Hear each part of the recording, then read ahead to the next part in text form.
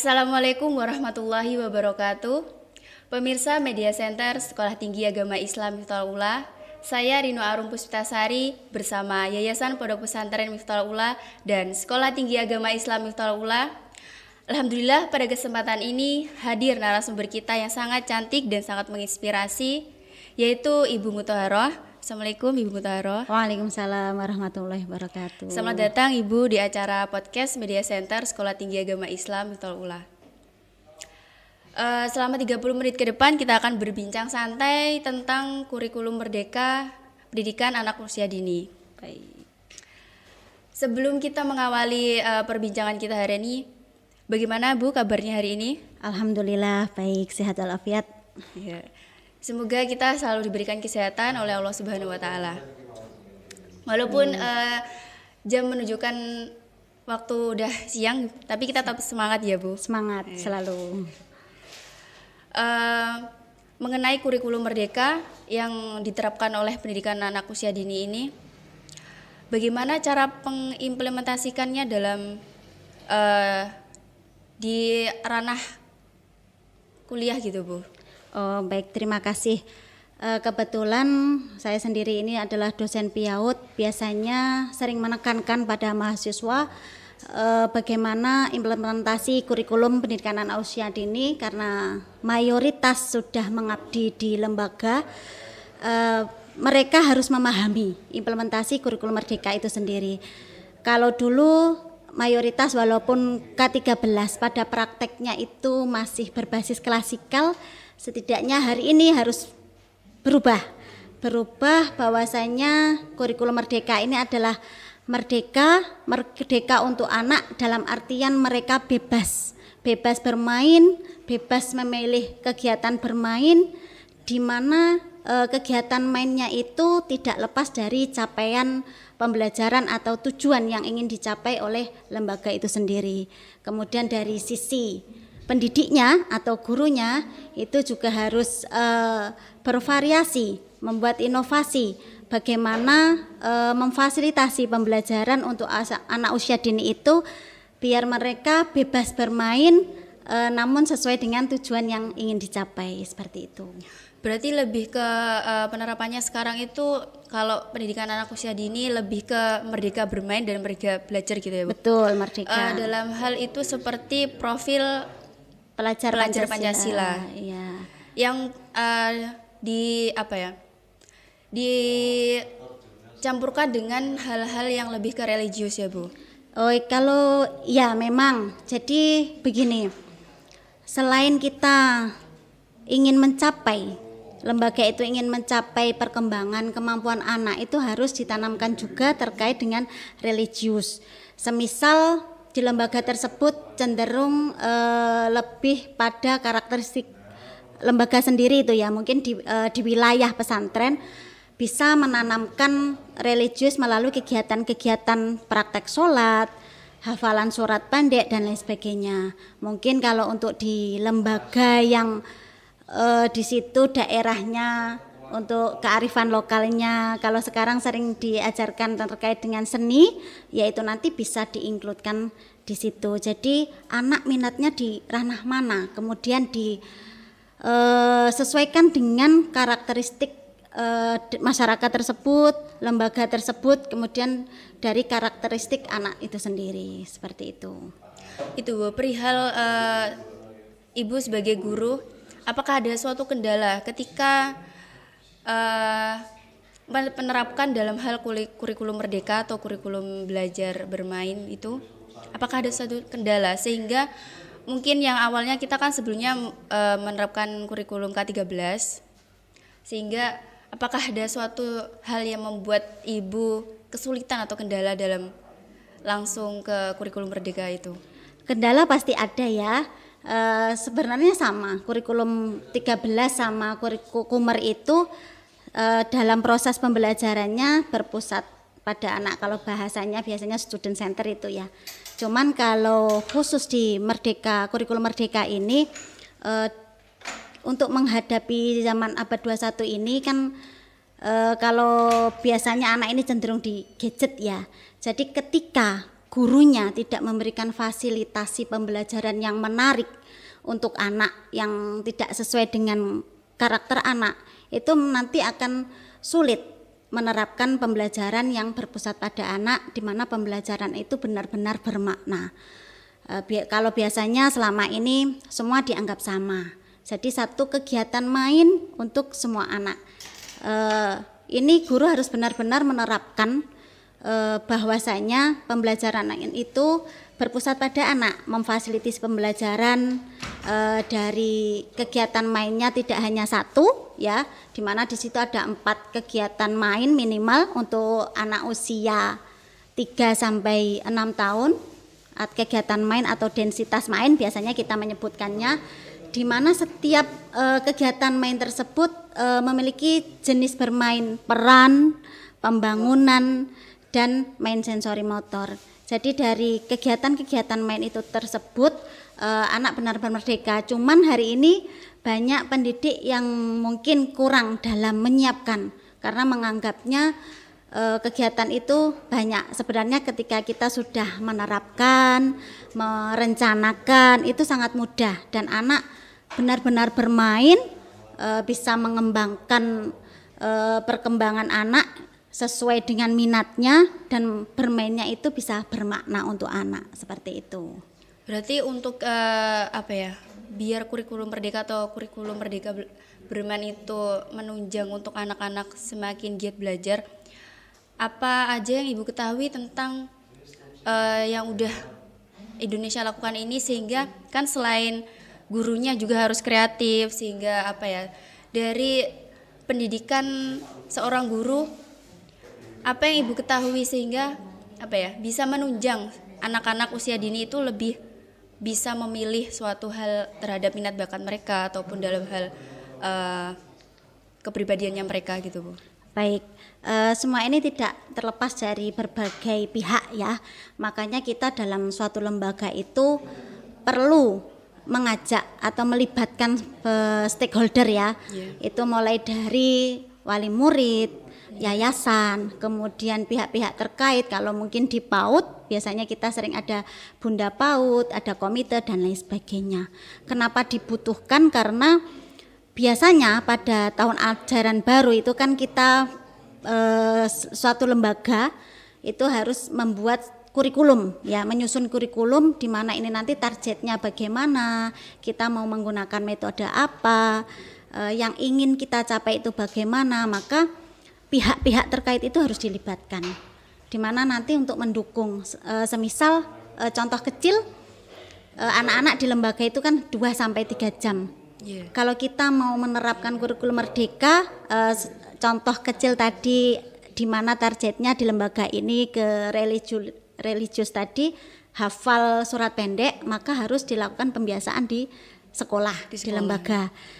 Di pagi hari bisa 1-2 surat, biasanya untuk kelompok usia 4-6 tahun itu 1 minggu melafalkan surat An-Nas. Nanti di dalam 6 bulan targetnya minimal 6 surat. Nah, ini meskipun pembiasaannya sudah dilaksanakan, perlu didukung oleh wali murid di rumah. Tidak harus mendikte dan lain sebagainya, cukup melafalkan atau memperdengarkan. Lah itu nanti bisa mencapai tujuan yang diinginkan, seperti itu. Kemudian biasanya kan kita yang namanya Kumar ada proyek dan lain sebagainya. Kalau untuk mengenalkan kearifan lokal di daerah situ terkait seni, mungkin nanti kita bisa melibatkan masyarakat, wali murid yang memiliki keahlian di situ, misal jaranan. Lah itu kan bisa kita datangkan untuk mengenalkan, bisa kita ajak ke sana. Maka tujuan yang ingin dicapai lembaga itu nanti bisa terwujud. Jadi sangat dibutuhkan keterlibatan antara orang tua, kemudian yayasan dan masyarakat sekitar, seperti itu. Kan apalagi kita kan mengalami suatu yang cepat akan teknologi dan informasi. Nah, bagaimana sih Bu untuk cara mengatasi apalagi anak usia dini itu biar tidak terjerumus dengan hal-hal dunia lebih ke negatif? Apakah mereka itu akan digembleng dengan suatu hal seperti kultur kebudayaan Indonesia sehingga mereka tidak meninggalkan budaya-budaya Indonesia gitu Bu. Apakah ada penerapan ataupun sistem ataupun hal-hal yang lain? Nah, disinilah kita nanti bisa mewujudkan hal itu melalui Kumer. Seperti yang saya sampaikan tadi ya, kurikulumnya itu berbasis kearifan lokal atau sesuai dengan karakteristik lembaga tersebut. Semisal yang sering terjadi atau sudah dialami beberapa lembaga di wilayah kita hari ini, kita memasukkan unsur religius tadi di kegiatan ekstranya, ada juga dari seninya. Salah satu program yang sudah dilaksanakan beberapa lembaga ini adalah kegiatan Javanese Day, atau di mana pada hari itu dalam 1 minggu anak itu dikenalkan terkait bahasa Jawa, mulai dari ngobrolnya, bicaranya, penyampaian temanya ketika pembelajaran, gurunya membuka dengan menggunakan bahasa Jawa, kemudian menyanyi menggunakan bahasa Jawa. Kalau di PAUD biasanya kan membawa bekal makan, itu nanti bekal makannya pun kita tentukan. Jadi ditentukan, menunya mungkin jajanan tradisional. Banyak ya kita yang anak-anak sering lupa. Itu bisa dikenalkan. Kemudian di hari itu yang namanya Javanese Day, kalau pagi hari senam, kita nanti ganti dengan kegiatan tari. Tari yang diutamakan untuk wilayah kita. Kalau kita kan sudah punya Nganjuk Nyawiji dan lain sebagainya, nanti bisa dikenalkan. Kemudian juga saat istirahat itu kita bisa mengenalkan permainan-permainan tradisional. Ya, kalau anaknya cenderung aktif, biasanya sukanya ya simpai, hula hoop, ular naga, padang bulan dan lain sebagainya. Tapi kalau untuk yang biasanya cenderung nggak begitu aktif, kita bisa mengenalkan dakon seperti itu. Jadi melalui program ekstra tadi ya, namanya Javanese Day, bisa seperti itu. Itu salah satu contoh dan masih banyak contoh. Berarti lagi. Sudah diterapkan dari beberapa lembaga ya Bu? Iya, sudah diterapkan di pelajaran awal tadi kan menyusun kurikulum, kemudian diterapkan itu. Jadi setiap satu hari mungkin seminggu sekali khusus untuk Javanese Day, seperti itu, hari berbahasa Jawa. Begitu pengenalan. Jadi anak itu kan akan cinta akan budaya sejak ya, menumbuhkan jiwa nasionalisme anak sejak anak usia dini. Iya. Jadi memang harus dilakukan secara rutin juga dan berkelanjutan, tidak serta-merta hanya sekali begitu. Iya, apalagi kan tidak mungkin kan anak zaman sekarang, apalagi yang sekiranya di bawah umur itu kan sekarang juga pegangnya gadget kan Bu, apalagi kan gadget tuh banyak tontonannya sekiranya tuh yang mungkin banyak hal negatifnya sehingga melupakan akan identitas dirinya sebagai anak Indonesia gitu. Itu Bu, perihal Ibu kan guru ataupun dosen di pendidikan anak usia dini, pasti lebih dalam memahami tentang psikologi anak. Bagaimana Bu tips ataupun cara ketika ada suatu anak yang mungkin di saat bersekolah itu rewel, ataupun ada mungkin anak yang sekiranya tuh lebih istilahnya tuh tantrum. Bagaimana Bu cara mengatasinya atau untuk hal tips-tips yang sekiranya ibu-ibu di luar sana untuk menerapkannya? Terima kasih. Kalau untuk menangani anak yang tantrum itu biasanya di awal tahun ajaran baru, karena mereka butuh adaptasi dengan lingkungan baru. Biasanya memang kita sering memberi kesempatan untuk orang tua menunggu. Jadi mengantarkan dulu, ditunggu dulu, mungkin tidak harus sampai berjam-jam ya. Itu nanti kemudian gurunya melakukan pendekatan. Yang namanya anak itu sensitif dengan sentuhan ya, dia akan nyaman ketika disentuh. Itu biasanya kita sapa, kemudian kita peluk seperti itu, kita tanya kabar, kita ajak bicara terkait dengan hal-hal yang disukai anak seperti itu. Jadi bagaimana anak itu senang dulu. Jadi ketika anak ke sekolah biar enggak takut dan lain sebagainya ya, dikenalkan lingkungan kita dulu, lingkungan sekolah dengan cara yang menyenangkan. Kalau untuk yang khusus tantrum itu kan seringkali ketika diajak ngobrol dan lain sebagainya malah super biasanya ya. Kita cukup menunggu, kita tunggu di dekatnya. Kalau dia ingin menangis kita beri kesempatan, biarkan menangis sepuasnya, kemudian kita peluk atau mungkin kita ajak, setidaknya ada kontak fisik entah dengan memegang atau mengelus rambut di kepalanya, menggandeng, kemudian ajak bicara. Jadi tidak langsung ditanya masalahnya kenapa menangis, tidak, tapi kita alihkan dulu seperti itu. Itu untuk mengatasi anak tantrum dan sebagainya. Jadi seperti itu caranya. Kemudian yang namanya anak ya pasti tidak jauh dari kata bermain ya.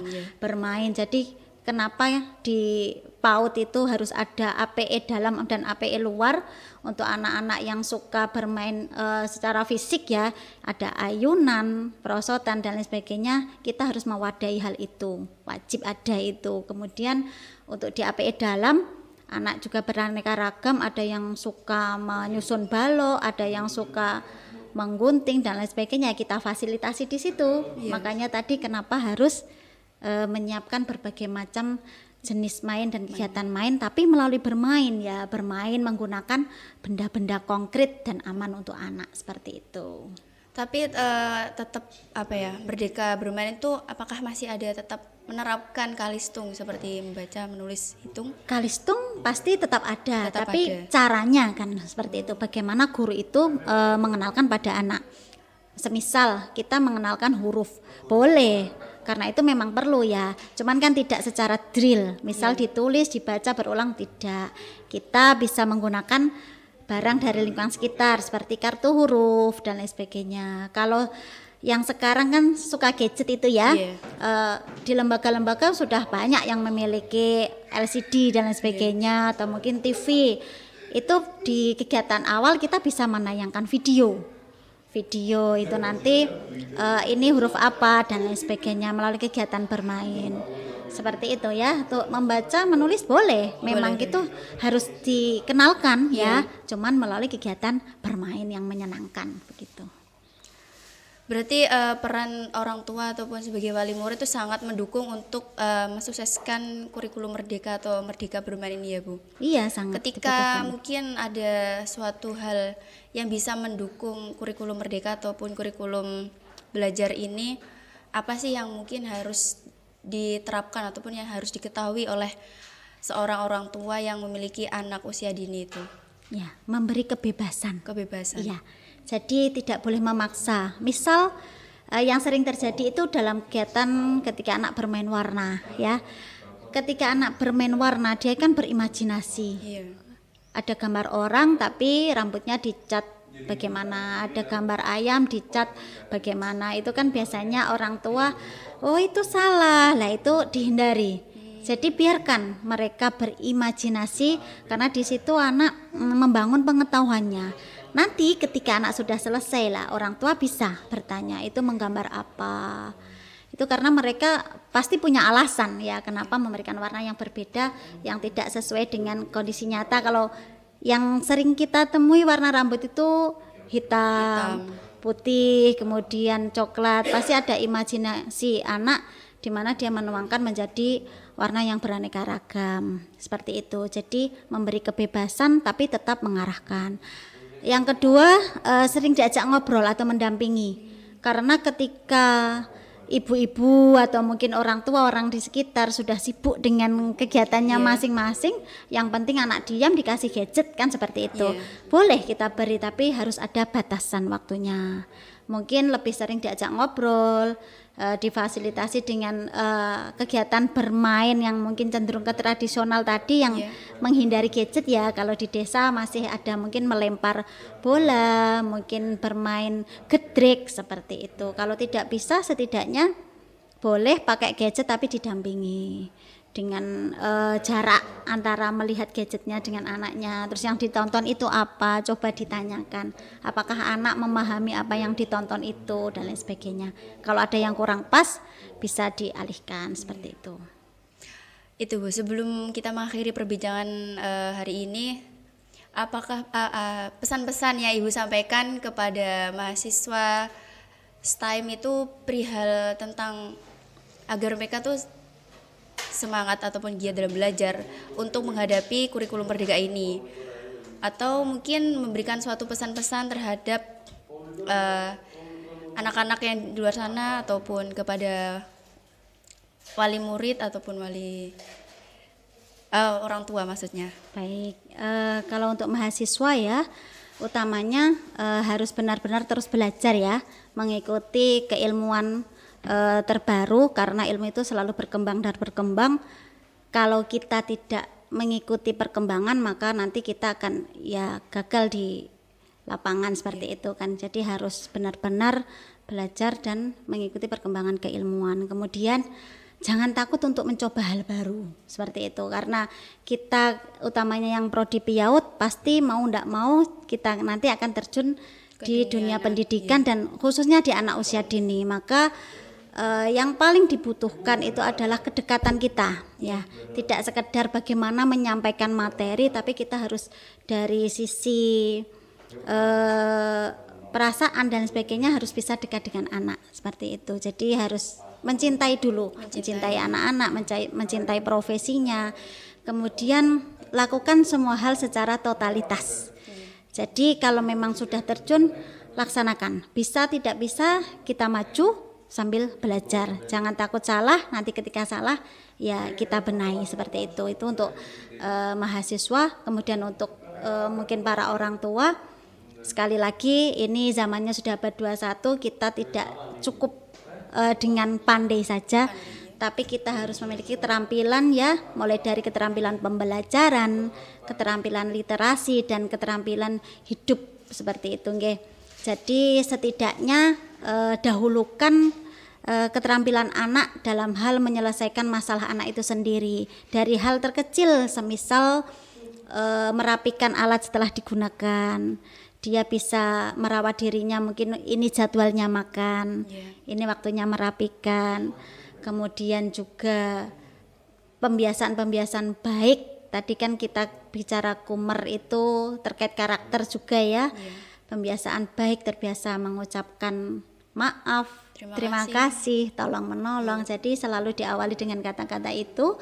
Selanjutnya namanya anak itu kan dia mengamati, melihat, mendengar, mengamati, meniru. Jadi lebih banyak diberi ketauladanan. Jadi kalau hanya sekedar kamu harus pinter begini dan sebagainya, kamu harus membuang sampah di tempatnya dan lain sebagainya, tanpa ada ketauladanan itu nonsen. Jadi tetap beri ketauladanan yang bagus.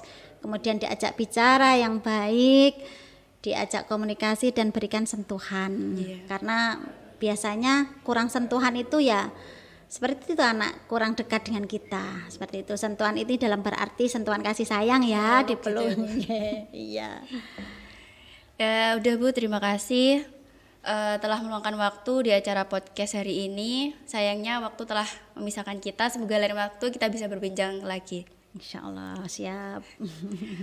Pemirsa Media Center Sekolah Tinggi Agama Islam Miftaul Ula, saya Rino Arum Puspitasari mohon undur diri. Saya ucapkan terima kasih atas perhatian Anda. Wassalamualaikum warahmatullahi wabarakatuh. Waalaikumsalam warahmatullahi wabarakatuh.